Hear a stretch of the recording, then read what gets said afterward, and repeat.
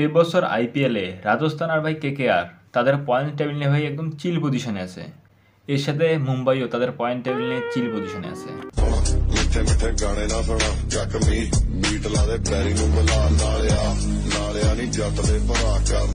তো ভিডিও শুরু করার আগে আপনারা ভাই চ্যানেলটাকে সাবস্ক্রাইব করুন, ঠিক আছে?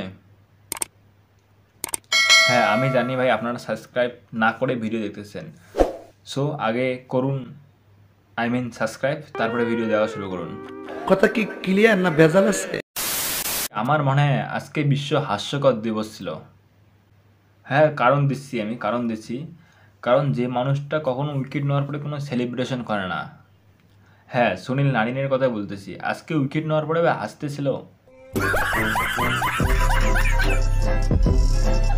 বিরাট কোহলি সেদিন কি এমন জোক শোনাইছিল যে আজকে সুনীল নারিন উইকেট নেওয়ার পরে হাসতেছিল। আর সেলিব্রেশনের কথা বলতে বলতে আরেকজনের নাম মনে পড়লো, সেটা হলো হর্ষিত রানা। ফ্লাইং কি সেলিব্রেশনের জন্য ভাইকে এক ম্যাচের জন্য ব্যান করা হয়েছে, আর নেক্সট ম্যাচ হিসেবে 3টে উইকেট নিল এবং সেলিব্রেশনটা, আর আজকের সেলিব্রেশনটা এরকম। अगर हम करें तो करें क्या, बोले तो बोले क्या।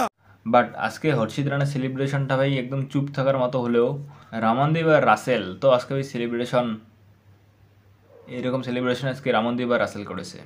समझ रहे हो आप? समझ रहे हो? আইপিএলে সাধারণত একটা ব্যাটসম্যান খেলে ভাই কমলা টুপির জন্য, একটা বলার ভাই বেগুনি টুপির জন্য খেলে, বাট সুনীল নারিন 2টে টুপির জন্য খেলতেছে। আমি বিসিসি এর কাছে একটা আবেদন রাখবো যেন আইপিএল একটা নতুন টুপি সূচনা করা হয়। সুনীল নারিন তো ভাই মানে কি আর বলবো ভাই, ব্যাট হাতে রান আছে, বল হাতে উইকেট নিচ্ছে, মোস্ট ইকোনমিক্যাল বলার থাকছে, কত কাজ করতে সুনীল নারিনকে, আবার উইকেট নেওয়ার পরে হাসতেও হয়।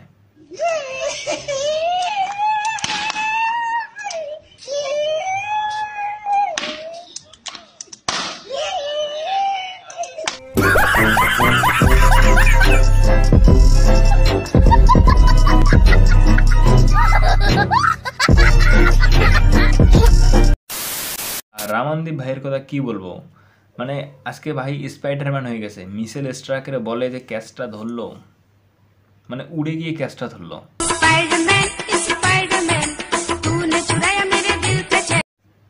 আর ব্যাট হাতে তো ভাই 6 বলে 25 রান করে, মানে হাইস্ট স্ট্রাইক রেট 491-এর মতো স্ট্রাইক রেট। ভাবা যায় ভাই, ব্যাট হাতে এরকম 491 স্ট্রাইক রেটে ব্যাট করা, শেষের দিকে আবার বল হাতে উড়ে গিয়ে ক্যাচ ধরা, মানে ভাইয়ের প্রতি স্পাইডারম্যান এসে গেছে। দেখতে হবে না মেন্টরটাকে। তো আজকের ভিডিও এই পর্যন্তই, দেখা হবে নেক্সট ভিডিওতে। বাই।